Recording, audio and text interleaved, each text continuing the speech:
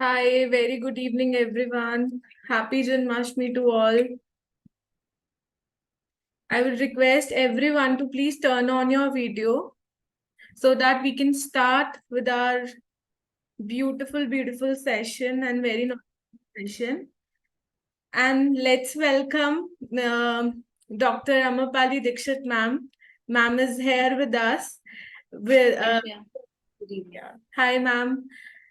And ma'am ने आज अपने बिजी शेड्यूल से हमें टाइम दिया है एंड अभी उनको कभी भी भागना पड़ सकता है so let's not waste the time and start the session and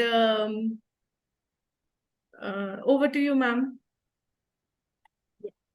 Thank you, Shreya. At the outset, I would like to thank Ms. Shreya and the team of Wisdom Worth Preschool that you have given me this opportunity today to be with you and share my thoughts on these topics. So today, we have decided to discuss two cancers: cervical cancer, which is the cancer of the mouth of the uterus, which we medically call as cervix, and the other cancer that we are going to talk about is breast cancer. Now, why have we chosen these two cancers among all? There are a few reasons for that. First, these two are the most common cancers to happen in Indian females. Actually, before starting, I just wanted to know, should I speak both in Hindi and English or just English will do? I want everyone to understand properly. Both the languages are okay, ma'am. I think हम लोग थोड़ा सा mix English में बात कर लेंगे. That is most comfortable for सभी के लिए, right? Fine. Yes, So, ma'am. आज हम लोग बात कर रहे हैं सर्वाइकल और ब्रेस्ट कैंसर की. इसके दो तीन बहुत इंपॉर्टेंट रीजंस हैं. First, cervical cancer and breast cancer ये इंडियन फीमेल्स में होने वाले मोस्ट कॉमन कैंसर्स हैं. सेकेंडली, कुछ बहुत ही सिंपल टेक्निक से हम इनको अर्ली डिटेक्ट कर सकते हैं या एक्चुअली कैंसर होने से पहले डिटेक्ट कर सकते हैं. प्री कैंसरस स्टेजेस में भी हम इन्हें डिटेक्ट कर सकते हैं. And specially for cervical cancer, we actually have a vaccine. And just as हम बाकी अपने बच्चों को वैक्सीन लगा के मल्टीपल डिजीज से प्रिवेंट कर लेते हैं टोटली, वैसे ही हम सर्वाइकल कैंसर को भी एक्चुअली टोटली होने से प्रिवेंट कर सकते हैं. सो टुडे वील डिस्कस इन सब चीजों के बारे में डिटेल्स कि हम ये सारी चीजें कैसे करेंगे. If I talk about the statistics, कितना पेशेंट लोड है, कितने कैंसर्स हो रहे हैं कंट्री में. सो 10 से 11,000 patients every year new cases diagnose होते हैं, जिसमें से around 50% actually they die the same year. And mind you, these statistics are very old. Actually the numbers are actually increasing every year. और जनरल परसेप्शन होता है कि cancers are a disease of old age, but actually the fact is कि more than 50% cases are diagnosed between the ages of 35 and 55. Only 20% cases हैं जो actually हम 60 plus में diagnose कर रहे हैं. And this applies both for cervical cancer and breast cancer. So, पहले हम बात करते हैं सर्वाइकल कैंसर और उसकी स्क्रीनिंग के बारे में. सो ब्रेस्ट तो हमको पता है, व्हेन वी से ब्रेस्ट हमको पता है कि हम किस ऑर्गन के बारे में बात कर रहे हैं, but what exactly is cervix? So cervix is the mouth of the uterus. हमारा जो यूट्रस है उसका जो नीचे वाला पार्ट होता है, can I share my screen so that I can show a picture?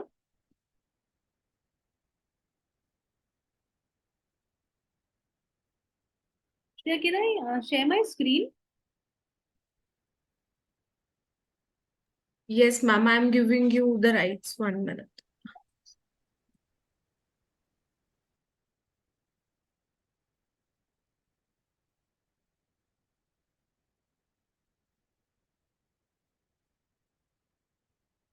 Right. So as you all can see in this is our uterus.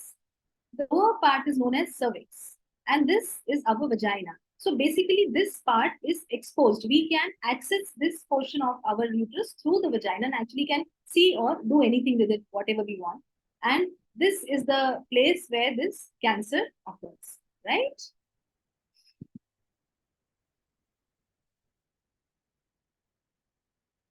So what is the main cause of this cancer? This cancer is caused by a virus, which is commonly known as the human papilloma virus or the HPV virus. Now, how do we get this virus? How do we get infected with this virus? So, if I talk about infectivity, this virus is transferred to us by sexual activity, which means as far as the primary risk of getting this cancer is concerned, almost all of us, हम सभी because married हैं, sexually active हैं, तो हम सभी इस cancer के लिए रिस्क पर हैं, बिकॉज मोस्ट ऑफ अस, हम सब में से ज्यादातर लोग ऑलरेडी एचपीवी से इन्फेक्ट हो चुके हैं, राइट? और क्या रिस्क फैक्टर्स हैं इस कैंसर के? मल्टीपल कैंसर रिस्क फैक्टर्स हैं, थोड़े नॉन स्पेसिफिक होते हैं, लाइक एज, जैसे मैंने बताया कि 35 to 55 सबसे ज्यादा रिस्क फैक्टर है। अगर आप स्मोक करते हैं तो रिस्क फैक्टर ज्यादा है। अगर आपको दूसरे सेक्सुअली ट्रांसमिटेड डिजीजेस हैं लाइक क्लेमीडिया, गोनोरिया, तो इन सब एसटीडीज के बैकग्राउंड में भी सर्वाइकल कैंसर का रिस्क थोड़ा बढ़ जाता है, you are at a higher risk. Then if you had multiple pregnancies, अगर आपकी बहुत सारी प्रेगनेंसीज हुई हैं, डिलीवरीज हुई हैं या मल्टीपल अबॉर्शंस हुए हैं, तो उस केस में भी सर्विक्स बार बार इरिटेट होता है और वो डिफरेंट डिफरेंट हॉर्मोन्स को बार बार एक्सपोज होता है, which puts you at a higher risk. आप ऐसे केसेस में इस कैंसर के लिए थोड़े ज्यादा रिस्क पर आ जाते हैं। देन आपकी लाइफस्टाइल कैसी है? अगर सिडेंट्री लाइफस्टाइल है, फिजिकल एक्टिविटी कम है, आप बीज हैं, तो ये सारी चीजें भी आपको ज्यादा रिस्क पर डालती हैं। सर्टेन केसेस में कुछ हार्मोनल ट्रीटमेंट्स पेशेंट्स लेते हैं, जो कॉन्ट्रासेप्टिव पिल्स हैं फॉर दैट मैटर, अगर हम उन्हें कंट्रोल तरीके से मॉनिटरिंग पे देते हैं तो इतना रिस्क फैक्टर नहीं है। बट बहुत बार हम देखते हैं कि पेशेंट्स विदाउट प्रॉपर इंफॉर्मेशन की कैसे लेना चाहिए, कितना लेना चाहिए, इनडिस्क्रिमिनेटली ये कॉन्ट्रासेप्टिव पिल्स यूज करते रहते हैं। इसका भी ये साइड इफेक्ट है और ये आपको कैंसर के इंक्रीज रिस्क पर डालता है। सिमिलरली अगर हम ब्रेस्ट कैंसर की बात करें तो इसमें भी ये सारी चीजें हैं। ब्रेस्ट कैंसर में देखा जाता है कि एडवांसिंग एज के साथ आप ज्यादा एट रिस्क होते हो, which is a little contrary to what we are seeing in cervical cancer.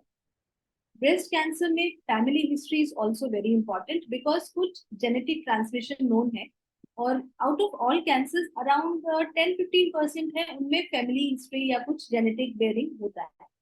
Specially अगर आप लोगों ने बरका 1 या बरका 2 जीन्स का नाम सुना हो, अदरवाइज आप लोग सभी एंजेलिना जोली के बारे में जानते होंगे। She has got her breast remove, उन्होंने अपने ब्रेस्ट दोनों निकलवा लिए हैं। द रीजन बिकॉज उनकी फैमिली में हिस्ट्री था और जब उन्होंने अपना जेनेटिक टेस्ट कराया तो she found that she was positive for these genes, so as a protection she actually decided to do away with her breast and she went for total mastectomy. तो ये genetic evaluation हमें करना है, specially अगर आपकी family history आपके mother से है, मदर की साइड से है। So your mother, your sisters, मौसी, नानी, अगर इन सब में कैंसर्स की हिस्ट्री है तो आप एट इंक्रीज रिस्क होते हैं। हार्मोन एक्सपोजर अगेन आपको ब्रेस्ट कैंसर के लिए भी हायर रिस्क पर डालता है। Then alcohol, smoking, obesity, sedentary lifestyle, all these are risk factors.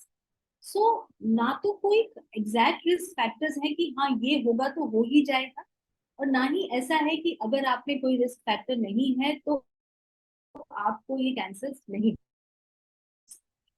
So either way, अगर रिस्क फैक्टर्स नहीं है तो आपको कॉशियस तो फिर भी रहना है, बट इनमें से कोई भी रिस्क फैक्टर अगर स्पेसिफिक आपको है तो आप। So now if we talk about, ये तो था रिस्क फैक्टर्स। अब हमें पता कैसे चलेगा कि कैंसर क्या हमें है, क्या साइन सिम्टम्स हैं जो अगर हमें होते हैं तो हमें थोड़ा सा सावधान हो जाना चाहिए, थोड़ा सा ध्यान देना चाहिए। सर्वाइकल कैंसर बिकॉज यूट्रस से कनेक्टेड है तो इसमें आपको इरेगुलर एबनॉर्मल ब्लीडिंग हो सकती है, आपके पीरियड्स इरेगुलर थोड़े ज्यादा हो सकते हैं, लंबे हो सकते हैं।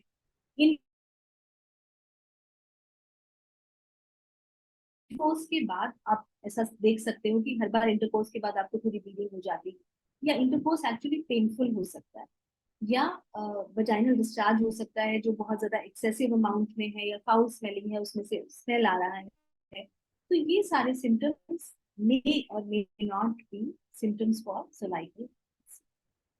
ब्रेस्ट में लम्प आपको एक्चुअली फील हो सकता है, आपको या आपके हस्बैंड को वो लम्प या कोई मास हार्डनेस फील हो सकती है, आपको अबनॉर्मल सा डिस्कम्फर्टिंग सा पेन, स्पेशली अगर वो किसी एक ब्रेस्ट में हो रहा है, वो इंडिकेटिव हो सकता है। कई बार आपको स्किन चेंजेस लगेंगे, स्किन कहीं कहीं पर आपको ब्लैकिश या डिस्कलर्ड लग सकती है। इंडेंटेशन पकड़िंग जैसी हो जाती है, जैसे ऑरेंज पील होती है, एक संतरे का छिलका हमको ऊपर से दिखता है जिसमें हमें डॉट डॉट्स दिखते हैं, बहुत ही कैरेक्टरिस्टिक अगर ऐसी कुछ भी स्किन में अपीयरेंस है तो this is very much suggested कि there are high chances cancer के अंदर कुछ कैंसर हो, या निपल से ब्लड या abnormal पस जैसा डिस्चार्ज आ सकता है। बट एज आई सेड कि ये सारे ही सारे ही जो सिम्टम्स एंड साइंस जो हमने डिस्कस किए, ऐसा जरूरी नहीं है कि ये सिर्फ कैंसर में ही मिले, कि बहुत सारी और चीजों में भी मिल सकते हैं। प्लस क्या होता है कि वी फीमेल्स हैव दैट, हम थोड़ा करते रहते हैं, पुश करते रहते हैं चीजों को कि हो जाएगा ठीक, या दिखा लेंगे, या सभी को हो जाता है। And sometimes for the same reason by the time हम एक्चुअली डॉक्टर के पास पहुंचते हैं या हमें लगता है कि इसमें हमें कुछ दिखाने की जरूरत है, तब तक कई बार ये डिजीजेस, ये कैंसर स्प्रेड हो चुके होते हैं and sometimes it's already a bit too late to interfere. इसीलिए बहुत जरूरी है कि हम इन सब चीजों पे बहुत ध्यान दें, और जो प्रिवेंटिव स्ट्रेटजीज हैं, यानी कैंसर होने से पहले की जो डिटेक्शंस हैं, जिसके बारे में हम आज मेनली बात करना चाहते हैं, उन पे जरूर ध्यान दें और उन चीजों को regularly follow. So cervical cancer की अगर हम बात करते हैं, what exactly we can do for cervical cancer. Cervical cancer prevention के लिए या अर्ली डिटेक्शन के लिए एक सिंपल सा टेस्ट होता है जिसे हम बोलते हैं पैप्समियर टेस्ट। तो what is this pap smear test? आप में से किसी ने पैप्समियर करवाया हुआ है? रेज योर हैंड्स, किसी ने भी करवाया हुआ है अगर तो।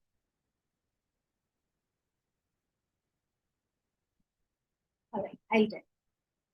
सो पैप्समियर में बेसिकली जो सर्विक्स है, जो मैंने आपको डायग्राम दिखाया था, जिसको हम वजाइना से एक्सेस कर सकते हैं, तो हम एक छोटे से इंस्ट्रूमेंट के थ्रू वजाइना के अंदर जाते हैं।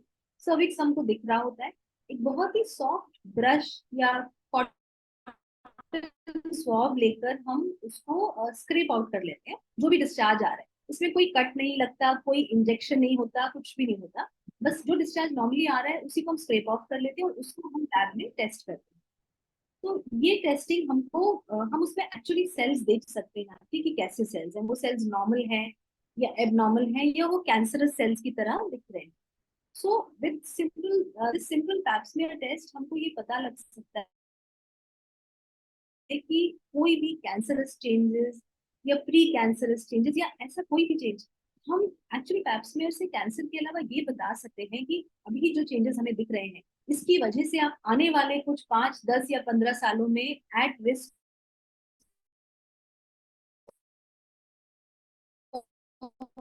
कैंसर हो सकते हैं। और हम आज ही उस पर एक्ट कर लेते हैं तो एक्चुअली कैंसर को होने से पूरी तरीके से रोक सकते हैं। So that is why this test is very important. इसके अलावा कई बार और कुछ इन्फेक्शंस हैं, आपको किस पर्टिकुलर ऑर्गेनिज्म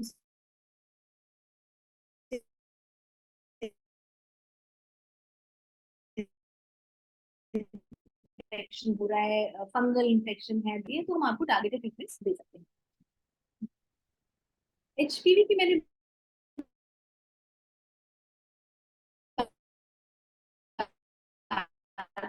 कि ह्यूमन पैपिलोमा वायरस, बट क्या हम एक्चुअली ये भी पता इन्फेक्शन है कि नहीं, तो ये भी एक्चुअली पता लगाया जा सकता है। जो हमने आपका डिस्चार्ज लिया है उससे हमको ये पता चल जाता है कि आपके इस डिस्चार्ज में एचपीवी है या नहीं, तो आप एक्चुअली एचपीवी से इन्फेक्टेड हो या नहीं हो, हम इस चीज के बारे में पता लगा सकते हैं। सो ये तो सारी बातें हो गई जो हमने टेस्टिंग के लिए की, राइट? कब करना चाहिए और किसको करना चाहिए। तो जैसे कि मैंने बोला कि सेक्सुअल एक्टिविटी के बाद ही हम एट रिस्क आ जाते, which means कि once you are sexually active at any age, उसके एटलीस्ट 3 साल के अंदर अंदर हमको पैप्समियर टेस्टिंग शुरू कर देनी चाहिए। Ideally every year, once a year ये पैप टेस्टिंग होनी चाहिए। और कुछ सालों तक, सपोज 30 इयर्स की एज तक आपके पैप्समियर्स रेगुलरली बिल्कुल नॉर्मल आ रहे हैं, और स्पेशली अगर आपने उसके साथ एचपीवी टेस्टिंग कराया था और आपका एचपीवी भी नेगेटिव है, तो आप अपनी फ्रीक्वेंसी थोड़ी सी कम करके एवरी 3 इयर्स भी कर सकते हैं। बट अगर पैप्समियर अबनॉर्मल है, उसमें कुछ चेंजेस हैं, तो आपके डॉक्टर गायनेकोलॉजिस्ट आपको बताएंगे कि आपकी फ्रीक्वेंसी कैसी होनी चाहिए, जो यूजुअली 6 मंथ्स टू 1 ईयर के बीच में ही रहती है, और हम उसके हिसाब से रिपीट करते रहते हैं, ये देखने के लिए कि चेंजेस फर्दर खराब तो नहीं हो रहे। ना जो भी हम चेंजेस पैप्समेयर में देखते हैं, ऐसा नहीं है कि वो सारे प्रोग्रेस ही हो जाएंगे या सबको कैंसर ही हो जाएगा। एक्चुअली एबनॉर्मल पैप्समेयर्स में से 80% नॉर्मल हो जाएंगे with in a few years, but out of them 20% might actually progress, वो थोड़ा वर्सन हो सकते हैं, और उसमें से उन वर्सन 20% के 5 या 10% में एक्चुअली कैंसर होगा। So there is nothing to panic. ऐसा नहीं कि हमने टेस्टिंग करा लिया, कुछ नॉर्मल आ गया तो बस अब कैंसर हो गया, life is over. It's not that. But हाँ, अगर हमको थोड़ा भी रिस्क है तो हम इस टेस्ट को अगर कराते हैं तो हमको पता लग जाए। कब तक कराना चाहिए ये टेस्ट? तो आइडली 1 in 3 years आप जब तक आपको मेनोपॉज नहीं हो जाता। 60-65 साल के अगर आप हो गए और आपके टेस्ट अभी तक लगातार नेगेटिव आते रहे हैं, तो फिर उसके बाद हम टेस्टिंग करना प्रॉब्लली बंद कर सकते। ये तो हो गया हमारा पैप टेस्ट, कि हमने कब करना है, कैसे करना है, कितनी फ्रीक्वेंसी पे करना है, कब बंद कर सकते हैं, और एक्चुअली पैप्समेयर टेस्ट में क्या, राइट। नॉर्मल है हम करते रहेंगे, अब नॉर्मल कुछ उसमें एक्शन लेना है, ट्रीट करना है, हम उसे ट्रीट करेंगे, अदरवाइज हम उसको सिंपली आगे मॉनिटर करेंगे। Now we come to the most important part, which is cervical cancer vaccine. हमारे पास कोविड की वैक्सीन है, हमारे पास इन्फ्लुएंजा की वैक्सीन है, हमारे पास टीबी की वैक्सीन है। ये सारे बैक्टीरियल और वायरल डिजीजेस हैं, हम अपने बच्चों को कितने सारे वैक्सीनेशन करवाते हैं। सो इसी तरीके से बिकॉज सर्वाइकल कैंसर के 99.9% केसेस जो है वो एचपीवी वायरस की वजह से होते हैं, जो कि इन्फेक्शन। तो हमने इस वायरस के अगेंस्ट भी वैक्सीन डेवलप कर लिया, which is known as the HPV vaccine. और बहुत सारे लोग इसको कॉमनली सर्वाइकल कैंसर वैक्सीन या कैंसर वैक्सीन भी बोलते हैं। हमारे पास इंडिया में अभी गार्डासिल के नाम से अवेलेबल है ये वैक्सीन। 3 डोजेस में लगती है, तब हम लगवा सकते हैं। सो एक्चुअल जो वैक्सीन लगने की डोज है, that ideal age is for our young pubertal girls 9 to 14 years। That is the ideal age. बच्चों में हमें कैंसर का वैक्सीन लगवा देनी चाहिए। तो हमारे जो भी डॉटर्स हैं, नीस है, सिस्टर्स हैं, उन सबको हमें ये टाइमली वैक्सीन लगवानी चाहिए। एंड अगर हम इसको बिफोर एचपीवी इन्फेक्शन लगा रहे हैं तो it is actually 99.9 to even 100% preventive against the cervical cancer, the HPV infection, and subsequently survival. But हमें से ज्यादातर लोग 14 ईयर्स से एज पार कर चुके हैं। उन जमाने में जब हम 9 से 14 साल के थे तो ये वैक्सीन थे भी नहीं। तो अब हम क्या इसको लगवा सकते हैं? क्या हमारे लिए फ्रूटफुल है? So definitely answer is yes. हम इसको एक्चुअली 45 की एज तक रिकमेंडेड, क्लिनिकली जो हमारे लैब्स हैं, जो हमारे डॉक्टर्स हैं, रिसर्च टीम्स हैं, वो इसको 45 तक रेकमेंड करती हैं। बट एक्चुअली हमने देखा है कि 35 की एज तक इसका सिग्निफिकेंट प्रोटेक्शन है। 35 to 45 ऑल्दो हम लगा सकते हैं, बट इसका प्रोटेक्शन काफी कम हो जाता है as compare to the younger age groups. Which brings us to a very important point, कि हमें से सारे ही जो 35 के अराउंड है या कम है, वैक्सीन तो डेफिनेटली हमें लगवानी है। बट वैक्सीन लगवाने का मतलब ये नहीं है कि हम 100% प्रोटेक्टेड हैं। इसलिए वैक्सीन के साथ साथ जो हमारा पैप्समेयर का शेड्यूल है, जो हमारा स्क्रीनिंग का शेड्यूल है, वो हमें फॉलो करते रहे। We still have to undergo pap smears every year और एवरी 3 ईयरली, जो भी हमारा डॉक्टर रिकमेंडेड शेड्यूल है। सो यंग गर्ल्स में just the vaccine is sufficient, vaccine से ही प्रोटेक्शन हो जा रहा है। For all of us around 35 and early 40s, vaccination plus pap smear will give us a better protection against this disease, right? So Gardasil freely available है. In fact, government is also, Gardasil is a little definitely a little costly right now. 2 तरह के आते हैं इसमें, Gardasil and Gardasil 9. So because एक virus के बहुत सारे स्ट्रेन होते हैं, जैसे आपने कोविड में सुना होगा ना, हर बार अलग नया स्ट्रेन आ जाता है। तो इसी तरीके से एचपीवी के 4 कुछ कॉमन स्ट्रेन हैं जो सबसे ज्यादा कैंसर में पाए जाते हैं। तो एक बेसिक गार्डासिल वैक्सीन है जो ये 4 स्ट्रेन कवर करती है, और एक गार्डासिल 9 है जो एक्चुअली 9 स्ट्रेन कवर करती है, जिसमें जो थोड़े रेयर वाले स्ट्रेन हैं वो भी इंक्लूडेड है। फर्स्ट फैक्टर है but government and research labs are continuously working, और बहुत जल्दी वी आर ट्राइंग कि जैसे टीबी, पोलियो और हेपेटाइटिस बी वगैरह हमारे गवर्नमेंट शेड्यूल में हर फ्रीली गवर्नमेंट सेंटर्स में, प्राइमरी हेल्थ सेंटर्स में अवेलेबल है, वैसे सर्वाइकल कैंसर की वैक्सीन भी हमारी डॉटर्स को, हमारे यंग गर्ल्स को शेड्यूल में आ जाए और एक्चुअली कम से कम कॉस्ट में हम उनको अवेलेबल करा। But till that happens, Gardasil is available, और जो भी अफोर्ड कर सकता है definitely definitely without any doubt you should go for that vaccine. So this is majorly about cervical cancer prevention. Now, if we come about and talk about breast cancer, right? So I'll cover breast cancer as well, and Shreya, then we can take the questions, right? Yes, ma'am. Yes. Or you want to give a break and talk about cervical cancer first? So I think So, shall the I continue? questions which I have received, you have almost Yeah. touched all the points, so we can continue. All right. All right. So coming to breast cancer, unfortunately breast cancer का कोई infection नहीं है, तो हमारे पास उसकी vaccine नहीं. सो breast cancer के लिए अर्ली डिटेक्शन ही हमारे लिए बेस्ट प्रिवेंशन है. नाउ सर्वाइकल कैंसर में क्या है कि जो एबनॉर्मल सेल्स हैं उनको कैंसर में कन्वर्ट होने में there it takes many years, it might take 10 to 15 years. तो हमारे पास एक बहुत बड़ा विंडो होता है प्री कैंसर स्टेज में उसको चेक करने का, उसको फाइंड आउट करने का और एक्शन लेने का. ब्रेस्ट कैंसर में अनफॉर्चुनेटली ऐसा नहीं है. जो लम्स होते हैं वो स्टार्टिंग से ही, अगर है तो कैंसर स्टार्टिंग से ही है, और फिर वो थोड़ा सा रैपिडली प्रोग्रेस भी करता है. तो इसलिए ब्रेस्ट कैंसर में हमको ज्यादा विजिलेंट रहने की एक्चुअली जरूरत है.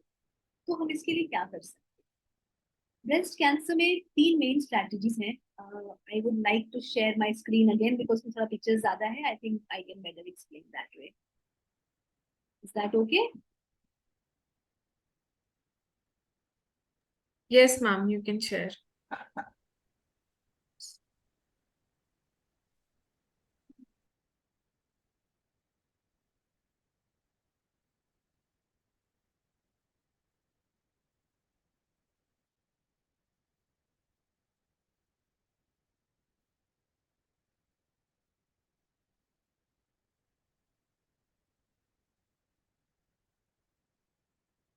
I am not able to go to the slideshow.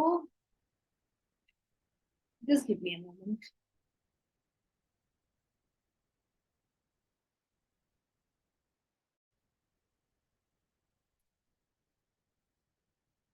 ऐसे ही चलेगा? You all can see ना, right? Yeah, we all can see. Yeah.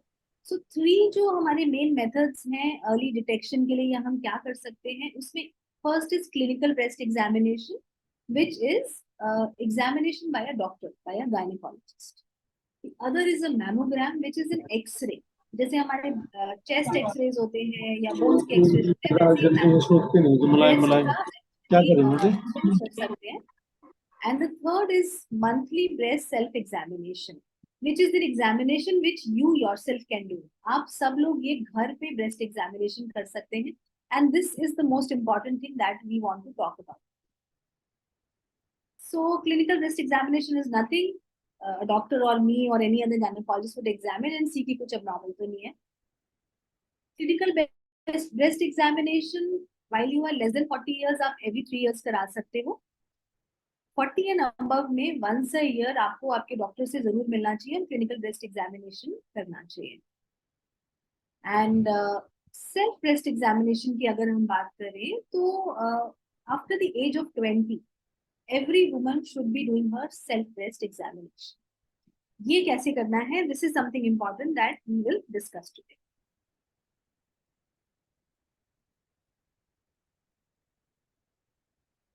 So there are 2 parts to self-breast examination. One is looking at your breast, the other is feeling your breast. Now, so you can see these 2 pictures. ये 2 postures हैं जिसमें आपने अपने breast को examine करना है.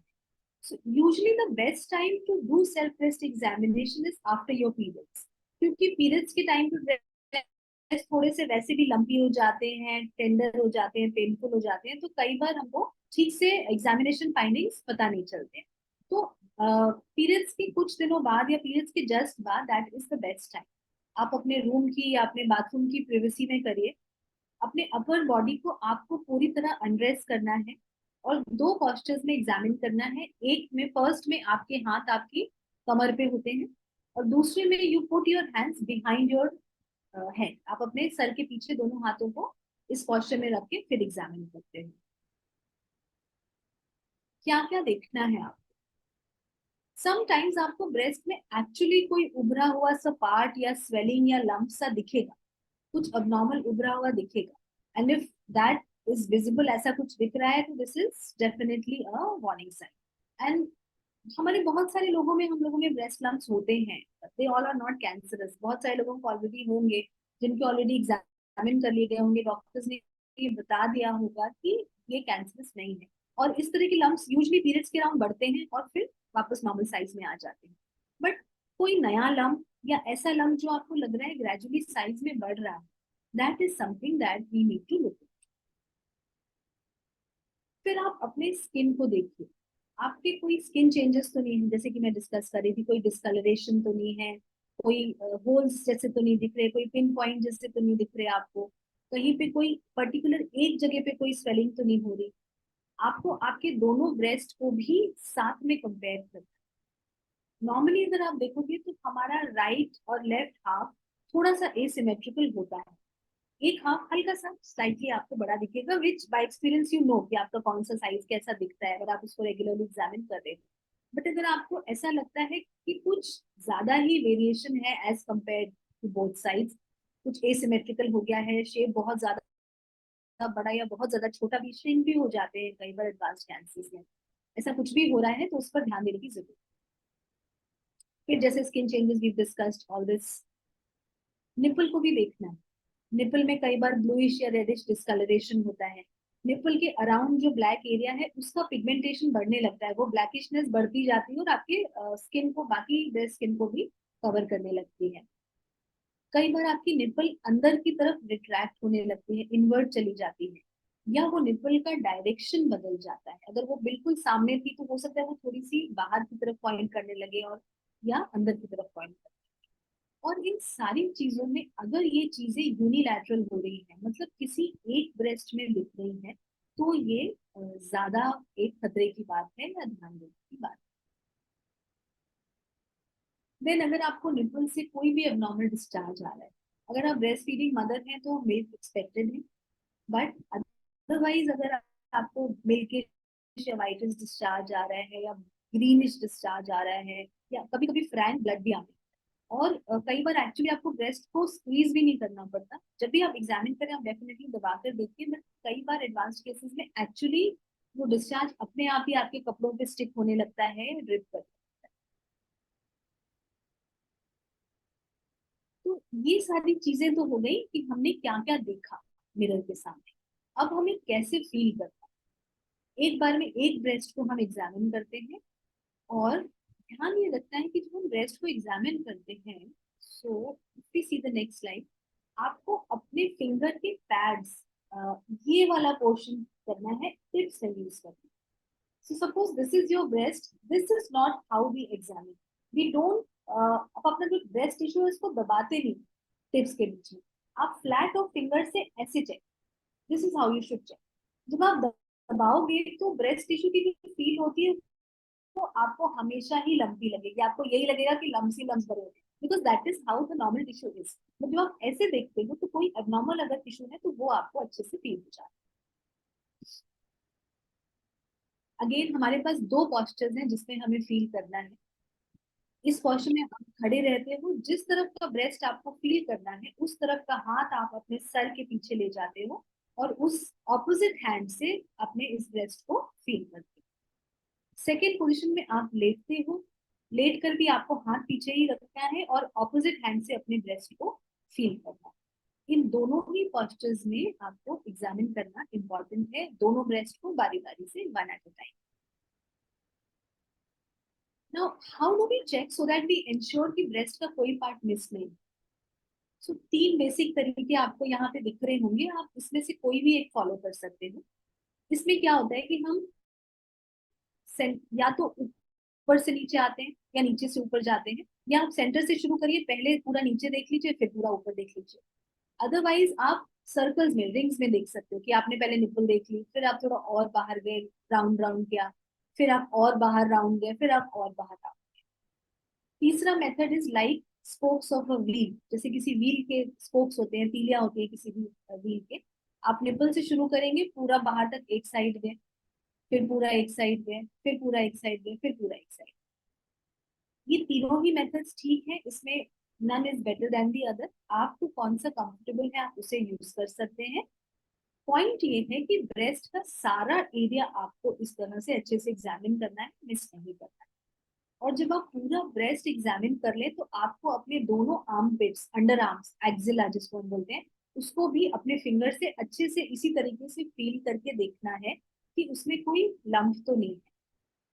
कई बार क्या होता है कि छोटे जो ब्रेस्ट लम्प्स होते हैं कैंसरस, वो हमको एक्चुअली नहीं समझ में आते, बट एक्जिला में जो लिम्फ नोड्स है वो पहले बड़ी होने लगती है, और कई बार एक्चुअल ब्रेस्ट लम्प से हमको एक्जिला की जो लम्प्स है वो पहले फील होने लगते हैं। तो इस पॉइंट को हमें बिल्कुल भी मिस नहीं करना है।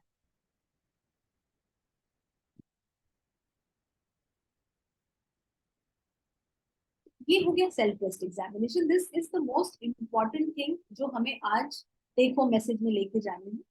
सिंपल सा टेस्ट है जो आप अपने खुद अपने हाथों से करोगे, हर महीने करोगे, पीरियड्स के बाद करोगे। और कुछ भी आपको एबनॉर्मल लग रहा है, आप हमारे पास आइए, गायनेकोलॉजिस्ट के पास आइए, and then we take it from there. दूसरी बात ध्यान देने की ये है कि again as I emphasized in cervical cancer की हर एबनॉर्मल पैप्समियर कैंसर नहीं है। सिमिलरली एक्चुअल जो ब्रेस्ट में आपको लम्प्स मिलते हैं, 90% lumps are non cancerous, they are benign. Hardly 5 to 10% will actually be cancerous. But आप बिकॉज उसको अपने लेवल पे डिफ्रेंशिएट नहीं कर सकते, तो आप डॉक्टर के पास आओ, हम चेक करेंगे, जो भी रिक्वायर्ड टेस्ट हैं वो करेंगे, and then we can find out. So this brings us to कि क्या टेस्ट है, and it brings us to mammogram. So mammogram basically screening और lumps की diagnosis दोनों के लिए ही करते हैं। स्क्रीनिंग में इसका फायदा ये है कि जो लम्स हमको इतने छोटे हैं जो हमें हाथ से फील नहीं हो रहे, या कई बार क्या होता है कि एक्चुअल लम्प फॉर्म होने से पहले ब्रेस्ट में कैल्शियम डिपोजिशन शुरू हो जाती है, कैल्सिफिकेशन होने लगते हैं, उन्हें हम इस एक्सरे से कैच कर सकते हैं, डिटेक्ट कर सकते हैं। This is how a basic mammogram looks like. So basically आपके ब्रेस्ट को दो प्लेट्स के बीच में दबाया जाता है for a few seconds. Yes, it is a little painful, थोड़ा डिस्कम्फर्ट होता है, बट ये कुछ सेकेंड्स के लिए है। और कुछ सेकेंड्स का पेन वर्सेस एक लाइफ टाइम का कैंसर, तो चॉइस रियली इजी है, हमें उसमें सोचना नहीं चाहिए, राइट। तो इस तरह से हम दोनों ब्रेस्ट को बारी बारी से प्लेट्स के बीच में रख के एक्सरेज ले लेते हैं। उसमें अगर कुछ भी एबनॉर्मल चेंजेस है तो फिर हम उसको आगे फॉलो। सो मैमोग्राम्स कब किसको कैसे कराने चाहिए? वंस इन 40, आई मीन आपकी एज अगर 40 ईयर से ज्यादा है तो आपको वंस अ ईयर कराना ही कराना। Every year we tell all our patients कि आपके बर्थडे पे हर कोई आपको कुछ ना कुछ गिफ्ट देता है, आप अपनी बर्थडे को आप खुद ये गिफ्ट दीजिए हर साल। हर साल आप डॉक्टर के पास 1 घंटे का अपॉइंटमेंट बुक करिए, उस दिन दिन सुबह का अपना पैप्समेयर कराइए, अपना मैमोग्राम कराइए, जिससे कि आप अपनी इस साल की हेल्थ को इंश्योर कर सके। सब नॉर्मल और well and good, next year आपका बर्थडे है, repeat. So every birthday mark your calendar for these two test which would be the best gift to yourself, right. 40 years से कम में हम यूजली, यहाँ पे 49 लिखा है, इग्नोर दिस इज 40। 40 ईयर्स से कम में हम रूटीनली नहीं करते हैं मैमोग्राम। बट अगर कोई हाई रिस्क आपके डॉक्टर ने डिटेक्ट किया है या फैमिली हिस्ट्री है, तो इन दैट केस फिर आप स्पेशलिस्ट से डिस्कस करके थोड़ा सा प्लान अर्ली रिवाइज कर सकते हो। ऐसे केसेस में नॉर्मली हम 30 to 35 एज के बीच में इसको स्टार्ट कर देते हैं। दिस डजंट, सो 40 ईयर्स के पहले क्या हमारे पास कोई तरीका नहीं है? हमारे पास तरीका है breast ultrasound. Breast ultrasound basically बहुत ही पेनलेस मोडालिटी है, हम लोगों ने सभी ने अल्ट्रासाउंड कराए हुए हैं कभी ना कभी। सो ब्रेस्ट का भी अल्ट्रासाउंड इजीली हो जाता है और छोटे लम्स हम इजीली इसमें कैच कर सकते हैं। और कई बार actually breast ultrasound and mammogram complementary भी होते हैं। तो बहुत सी ऐसी चीजें हैं जो हमें मैमोग्राम में डाउट होता है, हम उसे अल्ट्रासाउंड से कंफर्म करते हैं एंड वाइज वर्सा। अगर हमें अल्ट्रासाउंड में कुछ सस्पिशियस लगा तो हम उसे मैमोग्राम भी करके देख लेते हैं and then we can find. So above 40 definitely once a year आपको मैमोग्राम कराना है। इफ यू लेस देन 40 तो आप वंस अ ईयर अपना अल्ट्रासाउंड जरूर शेड्यूल कर सकते हैं। कोई भी मेजर चीज या अर्ली कैंसर होगा इसमें definitely pickup.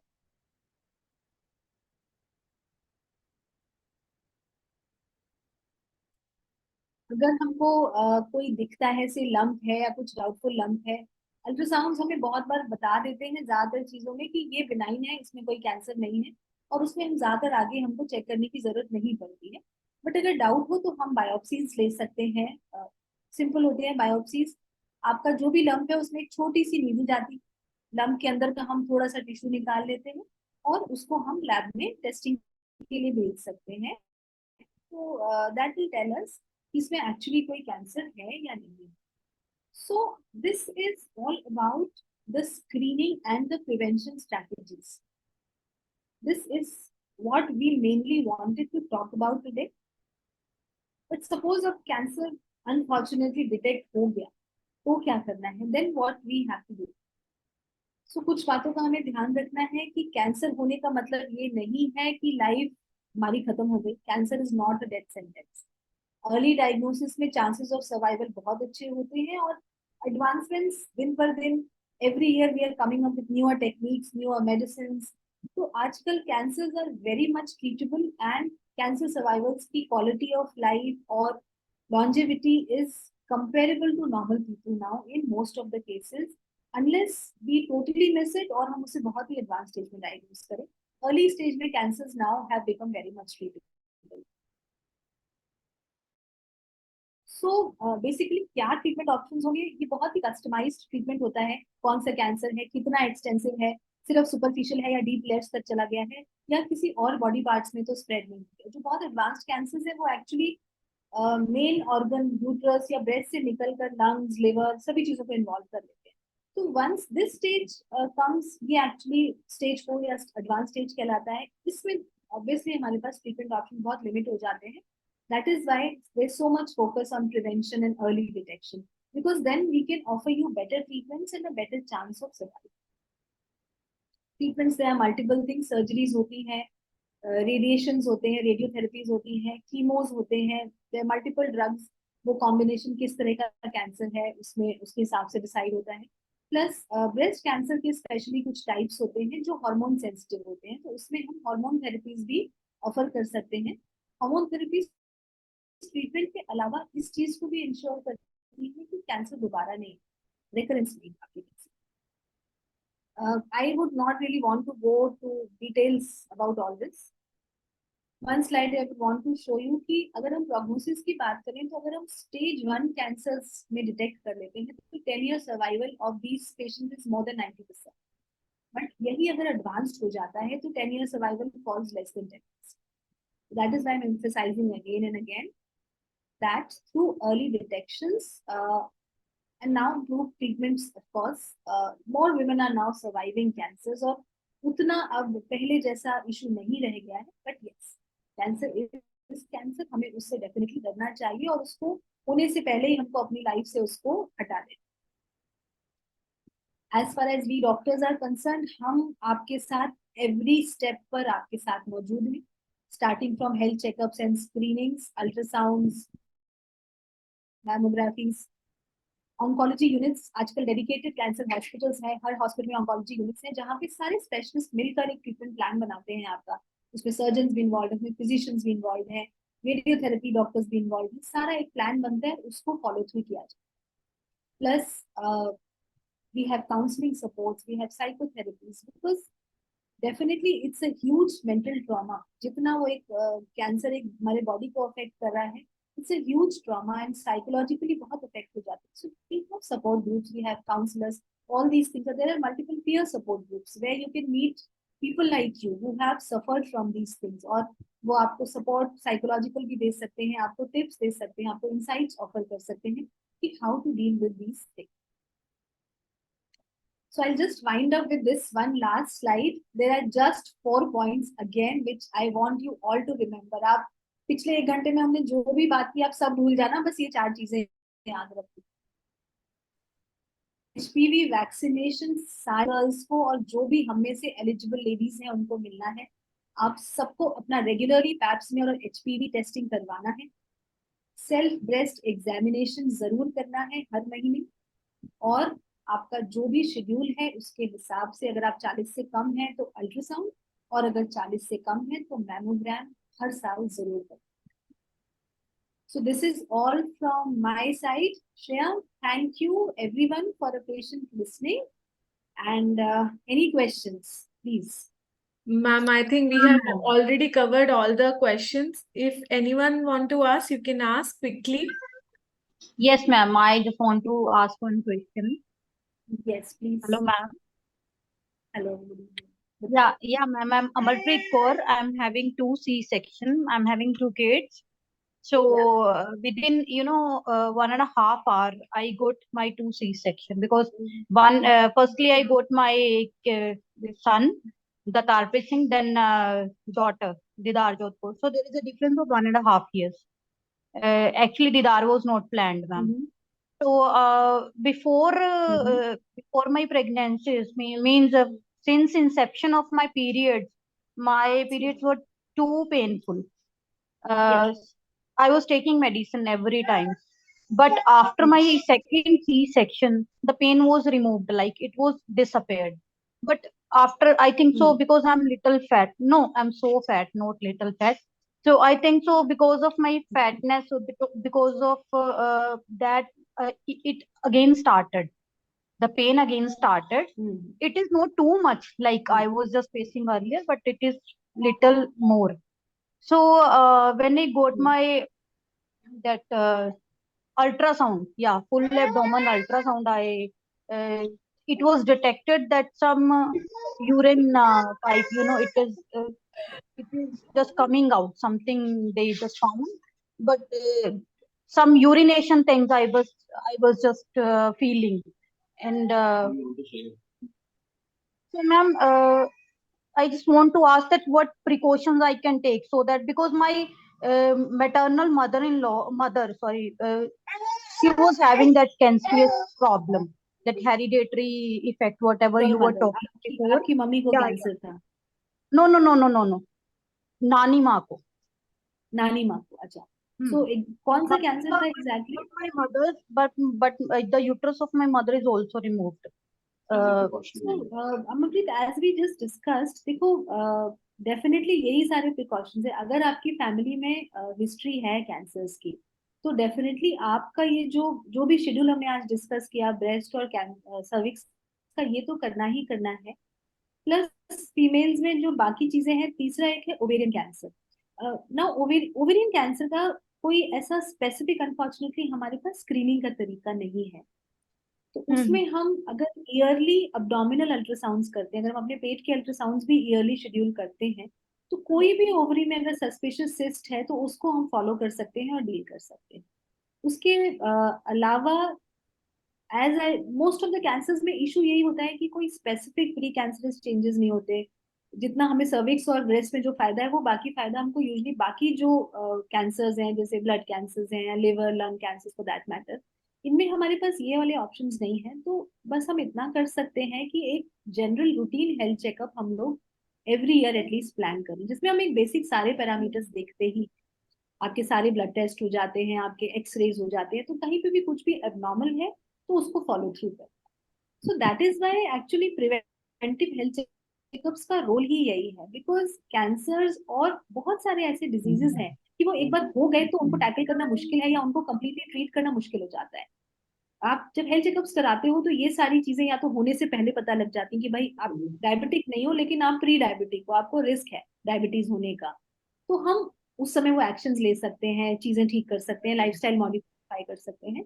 So this is basically that's why we doctors always promote कि थोड़ा सा प्रिवेंटिव हेल्थ चेकअप्स पे आपको ध्यान देना चाहिए. और मैम यूटीआई भी क्या is one of the reason of having cancer with the UTI, regular UTI? UTI का डायरेक्ट कोरिलेशन एक्चुअली कैंसर से नहीं है, बट आपको यूटीआई इसलिए तो नहीं हो रहा कि आपके यूरिनरी ट्रैक्ट में कुछ कैंसरस या प्री कैंसरस चेंजेस हैं, वो हमको जरूर इवेलुएट कर लेना चाहिए अगर आपको बार बार हो रहा है, तो it's the other way. Okay ma'am, okay, thanks for the information ma'am. The ma'am session was so interactive, thank you so ma'am much. Ma'am Thank you. Yes, who was asking? Indu Srivastava. Yes, ma'am. Ma'am हमको ये पूछना था कि ये जो breast में lumps हो जाते हैं, तो वो जो गांठें होती हैं, कैंसर कैंसर होने पे क्या उनमें पेन आता है कि पेन नहीं आता है? क्योंकि कई गांठें ऐसी थी जिनमें पेन ही नहीं होता। राइट, देखो ये पहले ऐसा कहते थे कि कैंसर की गांठें तो पेनलेस होती हैं और जिसमें पेन होता है वो कैंसर नहीं होता, बट जी एक्चुअली ये ट्रू नहीं है। सो वाइल जो आप गांठों की बात कर रहे हो, जैसा कि हमने बीच में डिस्कस किया ड्यूरिंग आवर डिस्कशन कि 90% ये बिनाइन होती है। अगर आप में से किसी को है तो वो फाइब्रो एडिनोमा या फाइब्रो एडिनोसिस ऐसी कोई डायग्नोसिस आपको डॉक्टर ने बताई होगी और ये बोला होगा कि ये कैंसर नहीं बनेंगे, बस ये रहेंगे, इनका हम कुछ कर नहीं सकते। तो ये वाली थोड़ी ज्यादा पेनफुल होती है, बट कैंसर मतलब पेनफुल है। पेनफुल हो सकते हैं। तो हम पेन हाँ के बेसिस पे डिफरेंशिएट नहीं कर सकते कि कैंसर है या नहीं। नहीं, मोस्टली कहते हैं कि जैसे कि हमने सुना है कि पेनलेस होते हैं कैंसर वाली गांठें जो होती हैं, दैट वो is what I am painless. Saying कि ये एक मिथ है कि जो मोस्ट एज अ जैसे कि आपने खुद ही कहा कि मोस्टली पेनलेस होते हैं, बट ऐसा नहीं है कि अगर वो पेनलेस या पेन उसमें हो रहा है तो वो कैंसर नहीं हो सकता। अगर अच्छा कैंसर आपके जी। टिश्यूज को ज्यादा इन्वॉल्व कर रहा है तो वो एक्चुअली वो भी पेनफुल होना शुरू होता Okay. So that's all for the evening. Thank you so much, ma'am, for coming live with us and sharing so much. It was an eye-opening session for all of us. I think सबके लिए eye-opening था, and I think बहुत सारे takeaways आज सबने लिए हैं. And if you want to consult, ma'am, you can go to her clinic. We will pin you her details. Also, she is available in Apollo Cradle. So that's all. Thank you so much, ma'am. Thank you for taking out time from your busy schedule. Thank you, Shreya, and I loved being here today and interacting with all of you. And I look forward to more such sessions. And if there are any particular topics related to women health that you all want to discuss, please feel free to tell Shreya, and we'll try and organize these things on a regular basis now onwards. Yeah. Thank you. Thank you so much, ma'am. So bye everyone. Good evening and enjoy Janmashtami. Happy Janmashtami to all.